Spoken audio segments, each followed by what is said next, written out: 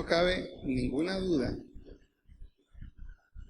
que la vida de Jesús, esos pocos momentos, horas, 3 horas que estuvo en la cruz, cambiaron totalmente el mundo. Y el mundo tuvo una oportunidad de cambio, una oportunidad de encontrar una respuesta importante para la vida. Jesús resucitó, pero en ese momento, al ver la resurrección, pasaron varias cosas que son bien importantes que las veamos. El libro de Juan es el que nos va a hablar acerca de lo sucedido inmediatamente después de la resurrección, inmediatamente después de que Jesús termina su periodo en la cruz. Y vamos a ir a Juan capítulo 20. Si tiene una Biblia por allí, o si el que está al lado suyo tiene una, acérquese. En el capítulo 20 de San Juan. Dice así: el primer día de la semana, María Magdalena fue de mañana, siendo aún oscuro, al sepulcro y vio quitada la piedra del sepulcro. ¿Cómo era el sepulcro? Era un lugar para gente de mucho dinero. Jesús fue puesto en un lugar de ricos. Era una amplia estancia y la puerta era una rueda de piedra que era movida para dejar abierto y movida para dejar también cerrado. Era muy segura, muy difícil que alguien pudiera entrar allí para robar un cuerpo. Ese fue el lugar donde Jesús fue puesto. ¿Cuáles fueron los arreglos para colocarlo allí? Aquí hay un detalle también bien importante, y lo encontramos en el mismo Juan, pero en el capítulo 19, en el versículo 34. La muerte de Jesús provocó muchas cosas que son bien interesantes. Después de todo esto, José de Arimatea, que era discípulo de Jesús, pero secretamente era un seguidor de lejos, sin compromiso, pero había creído en Jesús, pero tenía temor frente a los judíos que eran tan recalcitrantes, una y otra vez buscando el poderío.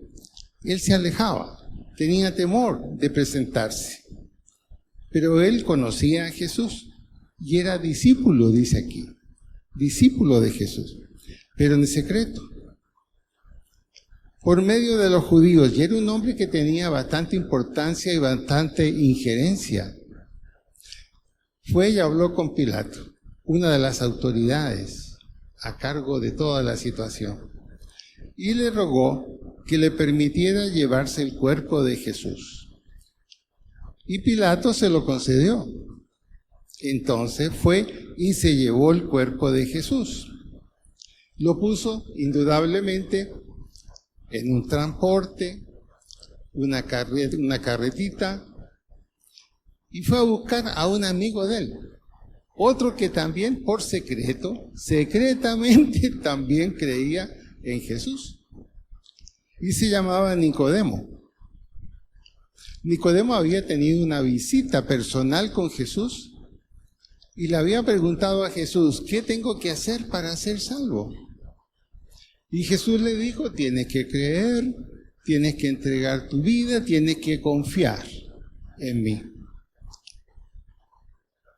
Y este hombre, Nicodemo, escuchó, pero tuvo dudas para aceptar lo que Jesús le estaba ofreciendo y se fue. Pero no dejó de hablar en favor de él, siendo parte de un pedacito del gobierno en ese tiempo. allí también se levantó para decir algo a veces en defensa de Jesús. Se juntan entonces dos discípulos secretos. Seguramente los dos se preguntaron, ¿y qué haces aquí? Y se encontraron justamente para hacer una carga muy importante, trayendo, por ejemplo, todo tipo de arreglos para la ceremonia, para lo que era ya dejar a Jesús definitivamente en la tumba. Un compuesto de mirra, aloes, como 100 libras. Esto era muy caro, pero ellos lo podían hacer, estos dos seguidores secretos. Y pusieron el cuerpo de Jesús y lo llevaron hacia un lugar, un huerto. Y en ese huerto había una sepultura nueva. Y allí decidieron ponerlo. Seguramente todo eso era de ellos. Allí pues, por causa de la preparación de la Pascua de los judíos y porque aquel sepulcro estaba cerca, pusieron a Jesús. Por eso entonces después de Jesús se decía, en su vida fue con los pobres, pero en su muerte fue con los ricos. Dos personas ricas, siendo seguidores adultos, hicieron todo lo que había que hacer por Jesús. Sin embargo, Jesús nunca habló de eso, quedó en el silencio absoluto. Entonces volvemos al primer día de la semana. María Magdalena fue de mañana, siendo aún oscuro al sepulcro, y vio quitada la piedra. Ya la piedra estaba hacia un lado. ¿Qué pensó ella? Corrió y fue a Simón Pedro y al otro discípulo, a quien amaba Jesús, y les dijo, se han llevado al Señor del sepulcro. Alguien lo ha sacado y no sabemos dónde lo han puesto. Salieron Pedro y el otro discípulo y fueron al sepulcro. Corrían los dos juntos, pero el otro discípulo corrió más aprisa que Pedro y llegó primero al sepulcro. Y asomándose, vio los lienzos puestos allí, pero no entró. Un detalle importantísimo respecto a Jesús. ¿Cómo lo habían dejado en la tumba? ¿Cómo habían puesto en la tumba a Jesús? Al estilo judío. ¿Y cuál era el estilo judío? Eran unos lienzos amplios, largos, y prácticamente se envolvía completamente el cuerpo. Y la cabeza quedaba también cerrada dentro de todos los lienzos. Y una vez que se habían puesto los lienzos, se echaban unos ungüentos, unas cosas especiales, y eso quedaba durísimo. ¿Por qué lo hacían así? Para que el cuerpo no se fuera acabando o cambiando de espacio, cambiando de lugar, no. Cambiando en el sentido de entrar a un cuerpo muerto después de 1 mes, 2 meses, 3 meses en una tumba, es un olor muy fuerte. Pero esos ungüentos que ellos ponían mantenían el cuerpo totalmente como si nada hubiera pasado, allí acostado. ¿Y qué fue lo que vio Pedro? Vio que los lienzos estaban armaditos, muy cuidados y puestos encima en un rincón, como si estuvieran nuevos. Y obviamente en ese momento no tenían una respuesta a lo que había pasado. Y cuando llegó otro discípulo y entraron al sepulcro nuevamente, se dieron cuenta que el sudario que había estado sobre la cabeza de Jesús, no puesto con los lienzos, sino enrollado en un lugar aparte. ¿Quién lo hizo? ¿Quién logró hacerlo? Tomar esos lienzos y quitarlos implicaba haberlos roto completamente. ¿Qué estaba significando eso? Entonces entró también el otro discípulo que había venido primero al sepulcro y vio y creyó, pues aún no habían entendido la Escritura, que era necesario que Él resucitara de los muertos, y volvieron los discípulos a los suyos. Definitivamente la promesa de Jesús de que Él iba a resucitar, sus propios seguidores no lo creyeron. No puede ser. Incluso tan seguros estaban que no acompañaron a Jesús en la crucifixión. Solo estaba su mamá y un discípulo que era el que más tarde fue el hijo de la madre de Jesús. No había nadie más. Cuando Jesús fue a la crucifixión y pasó por todo el centro de Jerusalén caminando, solamente lo habían acompañado mujeres, ningún varón lo acompañó. Es decir, no había ningún momento de credibilidad de que Jesús cumpliera algo que les dijo a sus propios discípulos.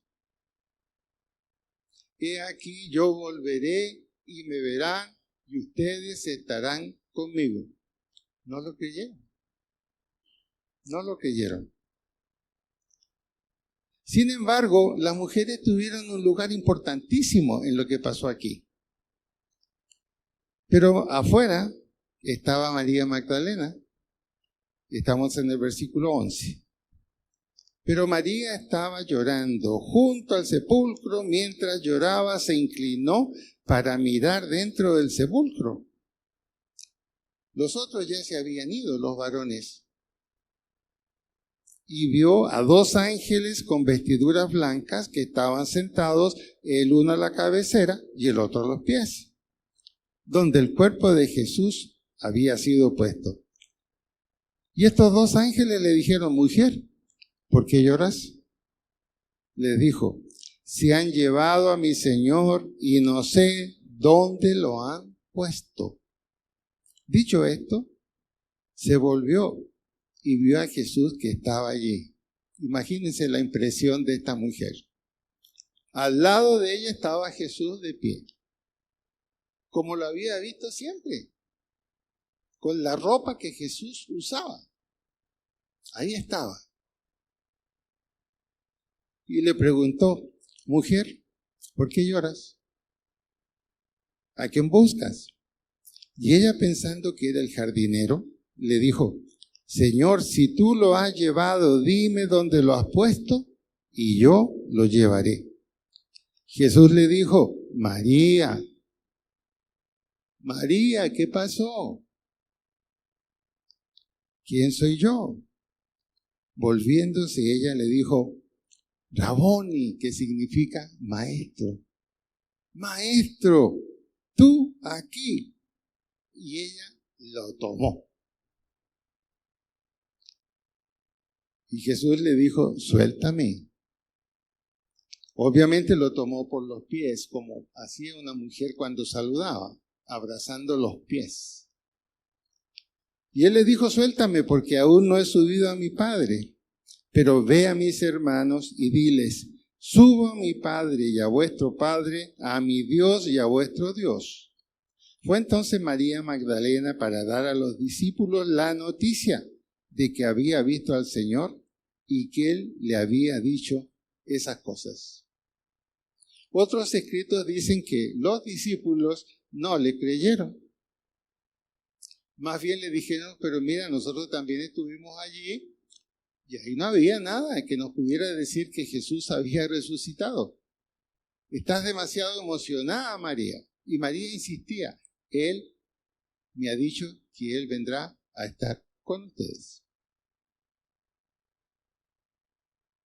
Cuando llegó la noche, aquel mismo día, el primero de la semana, estando las puertas cerradas, donde estaban los discípulos de Jesús, estaban en un lugar a puertas cerradas porque después de todo lo que había pasado, la crucifixión, pensaban que a ellos también los estaban buscando. porque se conocía en el pueblo que habían seguidores de Jesús. Por ejemplo, Pedro era conocido. Y era tan conocido que cuando, estando en la casa de justicia, mientras estaban haciendo todo el daño posible a Jesús, Pedro estaba allí, mirando. Y una mujer que lo conocía se le acercó y le dijo: yo te conozco a ti. Yo te he visto a ti caminar también con Jesús, con el que están ahora allí dándole duro. Mujer, te equivocas, yo no lo conozco. No, le insistió, yo te he visto, no me digas que no, tú eres uno de ellos. Te he repetido que no soy, no tengo nada que ver con él. Y le preguntó por tercera vez: yo te conozco, tú eres uno de los que andaba con él. Y en ese momento el gallo cantó. Le había dicho: tú me negarás, le dijo Jesús, en cuanto cante el gallo. Y cantó el gallo. ¿Y qué pasó con Pedro? No hallaba qué decir y qué hacer, y se alejó a un lugar apartado a llorar y a pedir perdón. La puerta sonó. Los discípulos dijeron: ¿abrimos o no abrimos? Porque era peligroso, ellos sabían que los andaban buscando. Como ya María estaba ahí también adentro, seguro que fue María, la mujer, la que abrió. Era la más valiente de todos los que habían allí. Bueno, se abre la puerta y Jesús se pone en el medio, adentro, y les dice: paz a vosotros. Paz a vosotros. Dicho esto, le mostró las manos. Les mostró el costado y les dijo: mirad, soy yo, paz a vosotros, como me envió el Padre, así también yo os envío. Y al decir esto, sopló y les dijo: recibid el Espíritu Santo. A quienes perdonéis los pecados, les serán perdonados, y a quienes se los retengáis, les serán retenidos. Los discípulos, ya frente a ese golpe de vista con Jesús, se alegraron y se acercaron a él. Se acercaron a él. Y había uno de los discípulos que no había estado ahí por alguna razón, y era Tomás. Era Tomás. Y le contaron: Tomás, ¿qué te parece? Mira, Jesús ha venido aquí a nosotros, está vivo y nos ha dejado una tarea por hacer. Todas las cosas se han renovado. Y Tomás dijo: no creo. Si yo no lo veo y no toco sus manos y no toco su llaga, no creo. Los demás le dijeron: bueno. Y en ese momento entra Jesús otra vez al lugar. Y se acerca a Tomás y le dice: pon aquí tu dedo, mira mis manos, acerca la mano, métela en mi costado. No seas incrédulo, sino creyente. ¿Y qué pasó entonces? Tomás cayó de rodillas y dijo: Señor mío y Dios mío. Jesús le contesta: porque me has visto, Tomás, creíste. Pero más bienaventurados los que no vieron y creyeron. Esto nos cobija a nosotros. Nosotros no tuvimos una oportunidad como ellos de estar con Jesús en el tiempo de la crucifixión, o de haber hecho muchas cosas en ese momento. Y Jesús dice: aquellos que no han visto nada, que no conocieron nada por sí mismos, y si creen, bienaventurados. Es decir, es mucho mejor el resultado en su vida. Y nosotros somos esas personas. Nosotros recibimos eso, los que estamos aquí. Bienaventurados porque no vieron. ¿Ustedes vieron algo? Yo no, nadie. y sin embargo hemos creído. Esa es la bendición que el Señor estableció. El propósito del libro ahora. Hay muchas cosas que están quedando allí y que sin duda muchos de los apóstoles que eran buenos escritores, no todos, comenzaron a dejar muchas cosas que posteriormente se conocieron esos escritos de lo que había pasado con Jesús. Y fueron ellos los que los hicieron.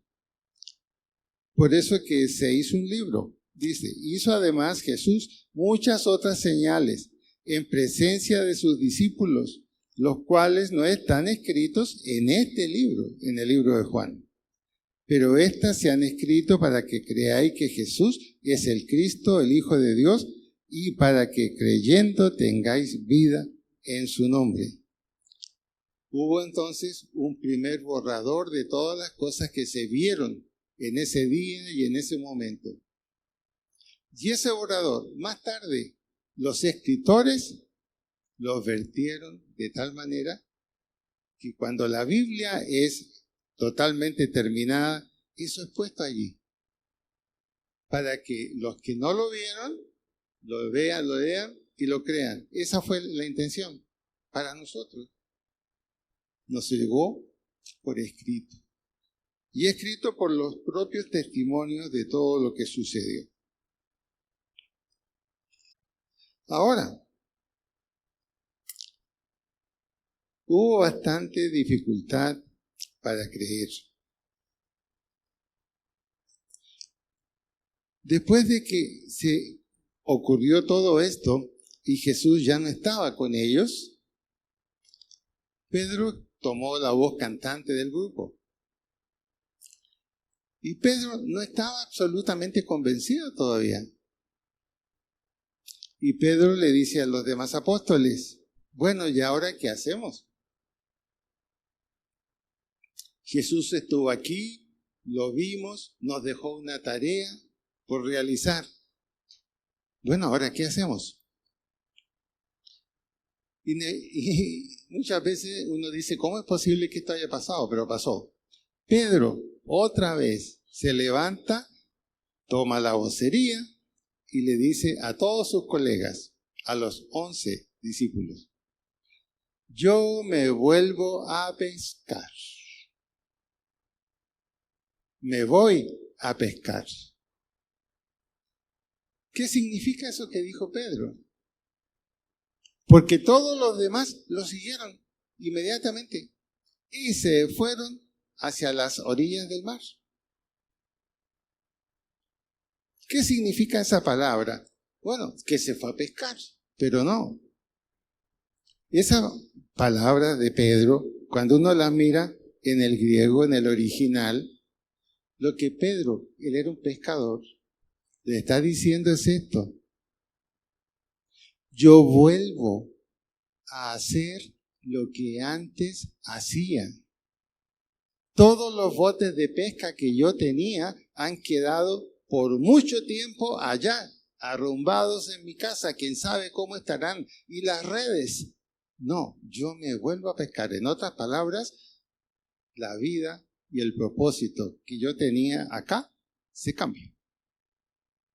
Y cuando los demás le dicen, y nosotros nos vamos contigo, porque también eran pescadores y también habían abandonado sus barcas, sus casas, para seguir a Jesús. ¿Qué estaba pasando en ellos? Ellos pensaban que la aventura había terminado. Había llegado hasta allí, porque Jesús no se quedó con ellos. Los bendijo, les dio una tareita y se fue. Y el problema está ahora cuando ellos llegan a la orilla del mar. Ahí hay unas barcas. Y Pedro dice, bueno, vamos a pescar. Y se van a pescar, mar adentro.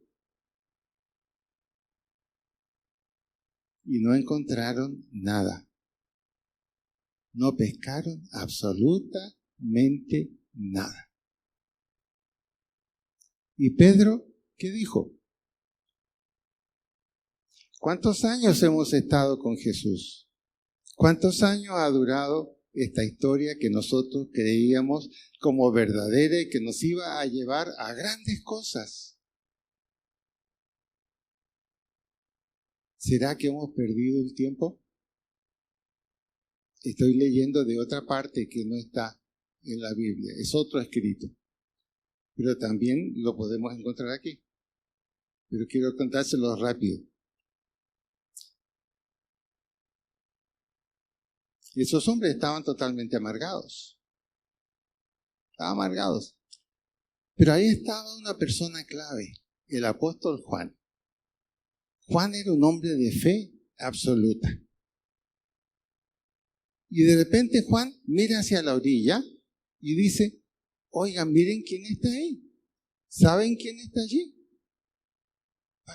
¿Será alguien que nos está mirando? Y Juan, que tenía una visión de águila, le dijo, oigan, ¿es Jesús? No puede ser. Es Jesús, mírenlo bien. Y está ahí haciendo un fuego. Y en eso Jesús, con una voz fuerte, les dice, muchachos, ¿han pescado? ¿Cómo está todo? Y viene un enojo en ellos. ¿Pero quién es este? ¿No se da cuenta que los botes están vacíos, no hay nada? Y preguntándonos, ¿han pescado algo? Y Juan toma a Pedro y le dice, mira Pedro, es Jesús. Es Jesús. Y ahora sí mira con cuidado Juan. Y se da cuenta que es Jesús. Se quita la ropa, se tira al agua, ya no le importa el bote, no le importa nada. Y se va volando, nadando, para ser el primero en encontrarse con Jesús. Y cuando llega a la orilla, ahí está Jesús. Y Jesús le da la mano. Pedro, te estaba esperando, pasa. Y Pedro ve que el fuego estaba prendido, el pescado ya había sido cocinado, había pan, es decir, Jesús le tenía ya el desayuno hecho. Y ellos silenciosos, pero ¿qué vamos a decir ahora? Y llegaron todos los otros y venían felices. Miren cómo están las redes. Nunca habíamos pescado tanto. Y cuentan cuántos pescados habían, 200 pescados. Seguramente habían dicho, apurémonos por llegar, preparamos los pescados para Jesús y le hacemos el desayuno. Y él ya tenía todo hecho.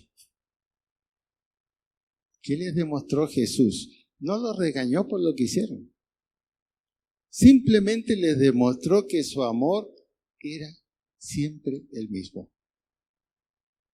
Y recuperaron la fe, recuperaron todo, y otra vez Jesús volvió a tener a sus discípulos para hacer la tarea que él había hecho. Y estos son sucesos importantísimos. Y Jesús entonces ahora le dio órdenes más explícitas.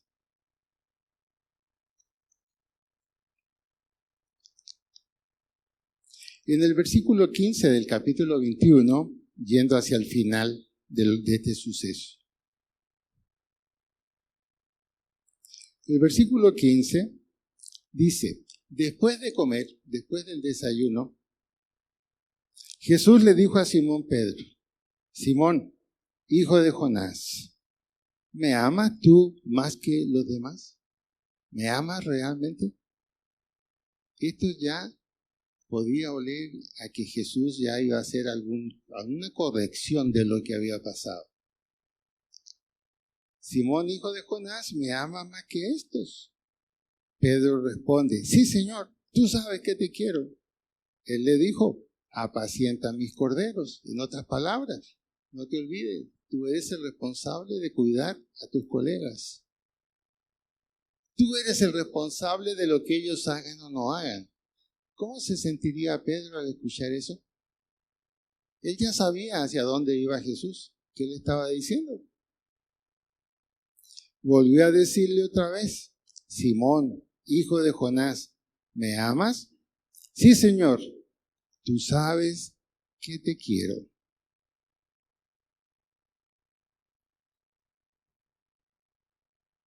Y Jesús le dice, apacienta mis ovejas. Ese es tu deber. Yo te he puesto a ti por cabeza del grupo. A ti, Pedro. No importa lo que hayas hecho. Tú eres el hombre para que estés a cargo de este grupo. Al final de esta historia, nos encontramos con que Jesús, junto con Pedro, estuvieron al lado de ese grupo. Pero un grupo que lamentablemente tuvo una falla muy grande. Había dejado una huella muy negativa, Judas. Muy negativa. Entonces Jesús dejó toda su confianza en aquellos que, aun con algunas dificultades, se manifestaron fieles a Él. Ahora, aquí hay una pregunta que tenemos que hacernos. ¿Qué habríamos hecho nosotros en esa situación? ¿Qué habríamos pensado de la tumba de Jesús? ¿Quizás en llevar flores? ¿Habíamos pensado en eso a lo mejor? ¿Habíamos pensado en una posible resurrección?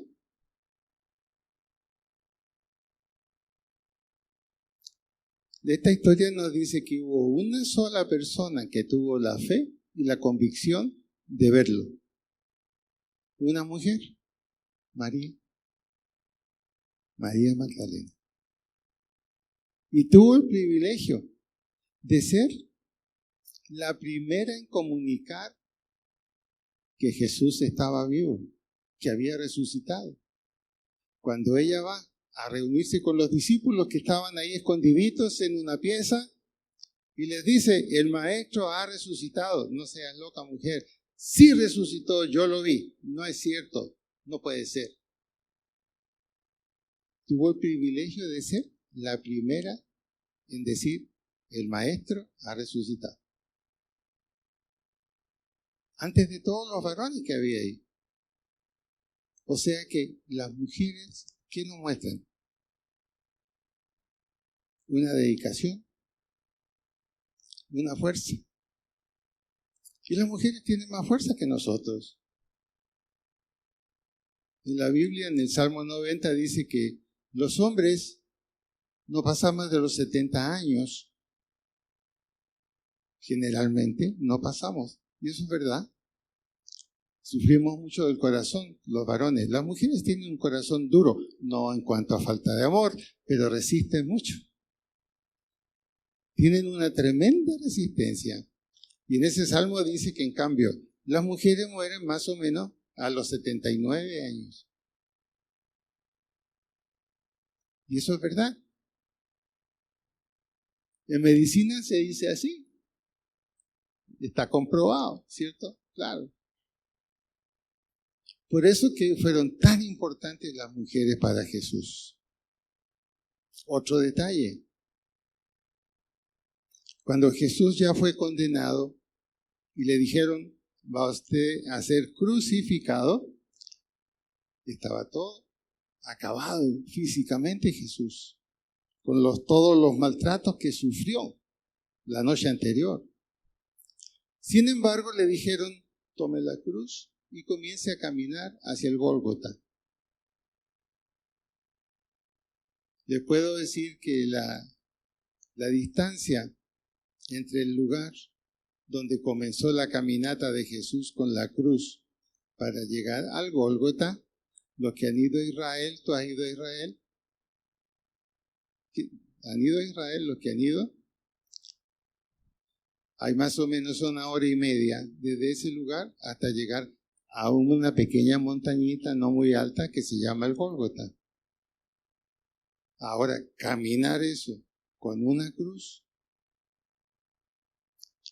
no había ningún discípulo, solo mujeres. Juan iba escondidito junto con todas las mujeres de la mano de su mamá. Era muy joven, pero no había más varones. Y Jesús sacó fuerzas de flaqueza y dio un discurso a las mujeres que estaban ahí ayudándole en el camino de la cruz. Y le dijo: mujeres de Jerusalén, no lloren por mí. Lloren por vuestros hijos y por lo que vendrá a futuro. Pero las mujeres siempre captaron que lo que Jesús les decía era con mucho amor y diciéndoles: cuidado con lo que se viene. No se preocupen tanto de mí, sino más bien de ustedes y de sus hijos. Por eso que nos deja muchas enseñanzas estos sucesos. Ahora viene una pregunta. ¿Qué hizo Jesús después que resucitó? ¿A dónde fue? El apóstol Pedro en su segunda carta dice que Pedro salió en la búsqueda de aquellos que habían quedado dificultados de creer. Esos fueron sus discípulos. O sea que Jesús, sin darse cuenta a los otros, Él preparó toda la circunstancia de estar a la orilla del mar, que fallara la pesca. Fue todo preparado por Jesús para otra vez recuperarlos a ellos. Y que ellos vieran que Jesús les amaba como siempre. La pregunta ahora es: ¿qué ha significado para ti la resurrección? ¿Ha significado algo? ¿Qué debería significar?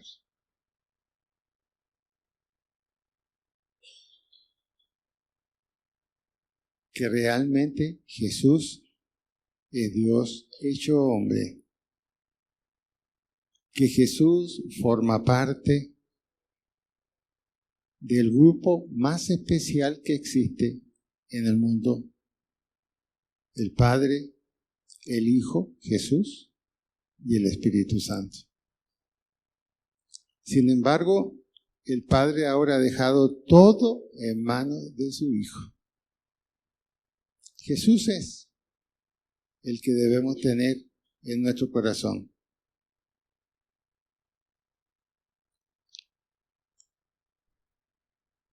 ¿Qué más podríamos decir? ¿Vas a obedecer al Señor en lo que Él te pide para hacer? ¿Vamos a hacer lo que corresponde para que podamos decir que amamos al Señor, obedecemos al Señor y nos interesa que otros también lo conozcan? ¿Estamos interesados en eso?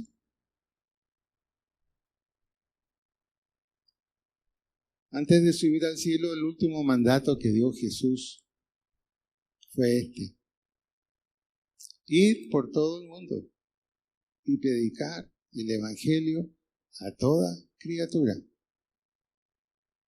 bautizándoles en el nombre del Padre, del Hijo y del Espíritu Santo. Y aquí yo estoy con ustedes todos los días hasta el fin del mundo. Eso es lo que Él nos dice a nosotros ahora. He aquí, yo estoy con ustedes hasta el fin del mundo. Pero el fin del mundo no es el fin nuestro. El fin del mundo es abrir la puerta a la nueva eternidad.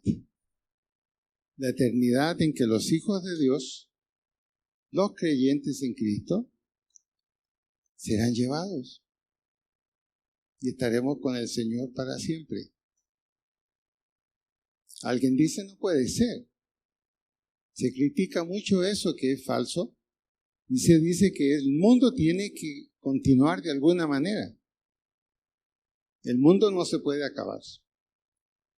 Y por eso están los planes para llevar a todos los que puedan ir a Marte y allá iniciar una nueva tierra. Pero gracias a Dios ya se descubrió que nos sirve. Hay elementos en Marte que nosotros no aguantaríamos. Mejor quedarse en Cali.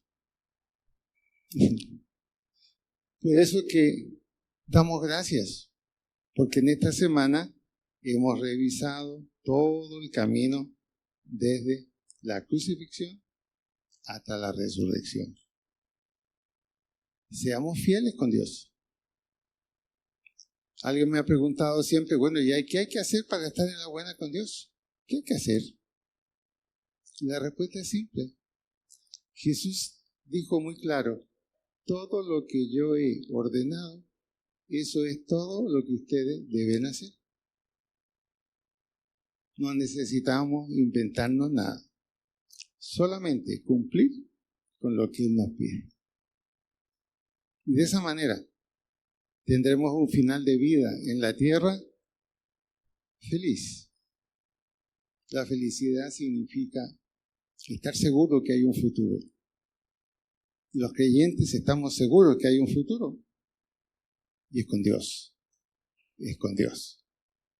De manera que podemos llevar a otros ese mensaje, porque es un mensaje dinámico, es un mensaje de una verdad incontrovertible y que es lo que produce la verdadera paz. La verdadera paz es resultado de la justicia y la justicia viene de Dios. Es decir, Dios es la respuesta para todo.